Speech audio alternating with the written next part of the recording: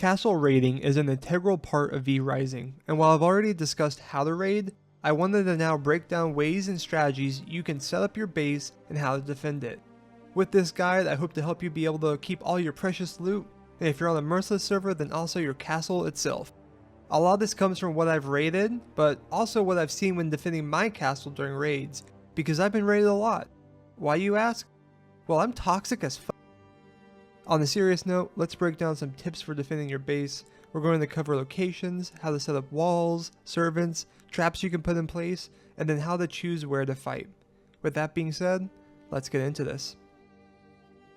First things first, let's choose a castle location. There's a couple things you want to look for when picking your castle, and you want to consider these as you're kind of going, whether you want to be kind of in a more central spot that's going to be seen by a lot of people, or a more isolated spot that's kind of out of the way that people have to get to you for. For instance, I have a base here over in the Hollowed Mountains that I'm kind of using over here with the idea that it's kind of out of the way, so it's going to be less findable if people are trying to find it or search for me, and it kind of gets a little bit less noticed. So that's one idea. The other idea is just fully defensible, and you just try to find the key spot. So in my opinion, there's two key things you want to look for in a base. Key thing number one is you actually want to try and find something that's a little bit away from a road so that you can build outside your little platform. So when I call a platform, this is what I'm talking about. These areas here where it's kind of like zoned in, and you can see there's an entryway that you can kind of walk into. You want to do one of these that's away from a road. Now, I didn't do a good job on this on my first base, but this is kind of why. Because here on this spot, I can't build that far out. I can build over here and claim this territory, but because of the road, I can't build out here, so I can't build a cushion, which I'm going to talk about later.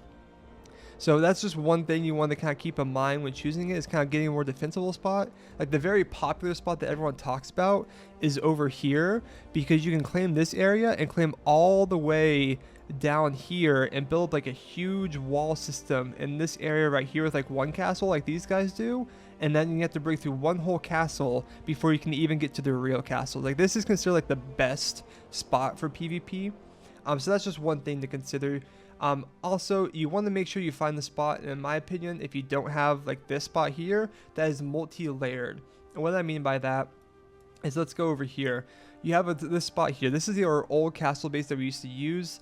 And this is what I'm talking about, is you have the second layer here that you can build up on. Or if I go to my current bases on this server, you can see we have a second layer here. The reason why, and I'll kind of talk about this when I get into like choke points and kind of building up, you know, choke points and places to fight and kind of like funneling your enemies into your own like defenses, is you want to have that. If you have a big spot that's just wide open, like this castle here, where it's just basically wide open, it gets really hard to have choke points to kind of funnel your enemies into if they're trying to get to your castle heart. Like here, I have my castle heart back here, so even if they go on this entrance or this one, they have to eventually go through this funnel to get even higher up. So you have a lot of different spots like that. Like we use that here. Another really good one is this location here, because it's triple setup.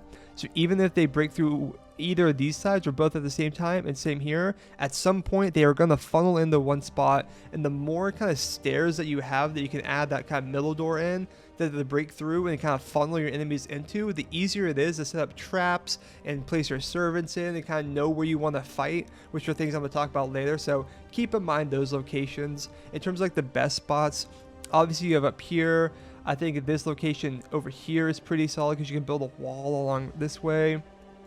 Also, this island is good because while this is a lot, you can claim out here and cut off this bridge. Same with this one, you cut off this bridge, and so it kind of makes it easier to kind of isolate and kind of spread out.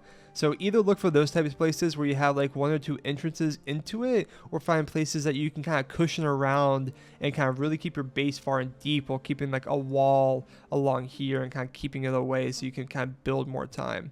So with that being said, let's get into how to set up your walls.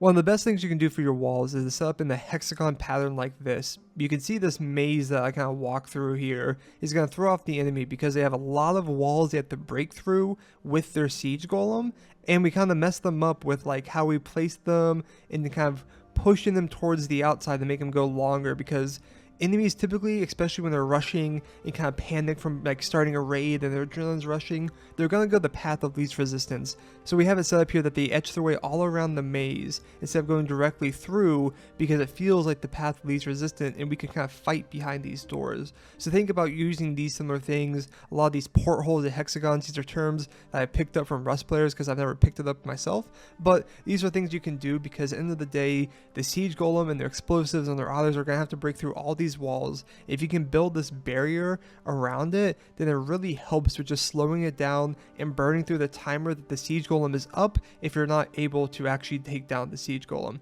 So definitely kind of build this cushion around your castle if you can to burn through their time and allow you chances to fight.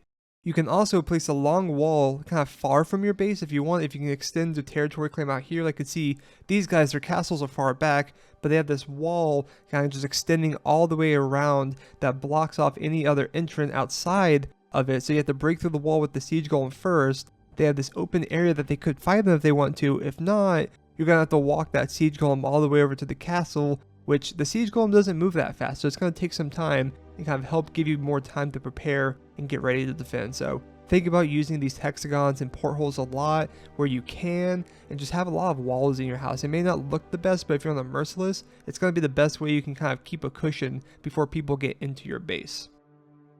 You'll also want to gear up your servants and send them on missions to increase their power level. Late game fully kitted servants can be a huge ally. As you can see here, they help this player 1v4 attacking raiders, or here, from this guy from my old server that tried to raid my empty castle that we abandoned and couldn't because of the servants.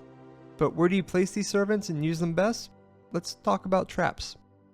In terms of traps, while there's no direct traps, we have figured out some fun things you can do that can be a menace to your invaders.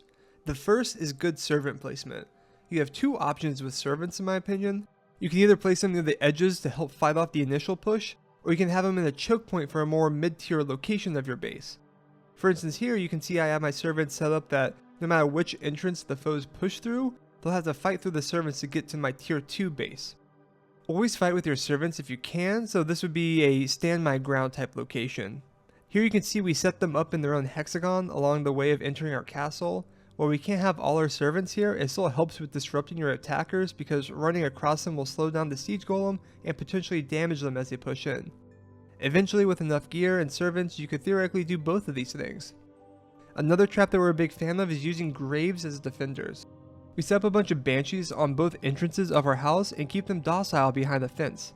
When enemies are pushing in, we just open the fence so when they go through that area, they are attacked by them. Now these mobs won't do enough damage to be a serious threat, but the idea is that they will act as a bait to your enemies to waste cooldowns that you could then fight off of, or maybe they get ignored and will heckle the enemies from behind. Or you can just build a giant skeleton army and scare your enemies and lag them out of the game, also an option. Lastly, with all these talks about location and walls and traps, let's talk about where you should fight. At some point while being raided, you're gonna have to fight. It's inevitable and it's alright, you can do it. Choosing the where is important. You don't want to fight too late into the raid and risk the chance of them hightailing it out of there. You would also ideally try and destroy the siege golem early. What you want to do is find a location you know your enemies are going to come through that they don't know you'll be there in. This could be behind the door or around the corner, and you can use that element of surprise. If it doesn't look great, don't be afraid to fall back and keep poking. They can't heal well because of the combat debuff, and your respawn is right there worst case scenario, so poke them down by using walls and doors, and find the spot you can jump them like we do here. Beyond that, to be quite frank, it's going to come down to being better geared and skilled to defend your base. Everything else will help, but at some point you just gotta get good and win the fight.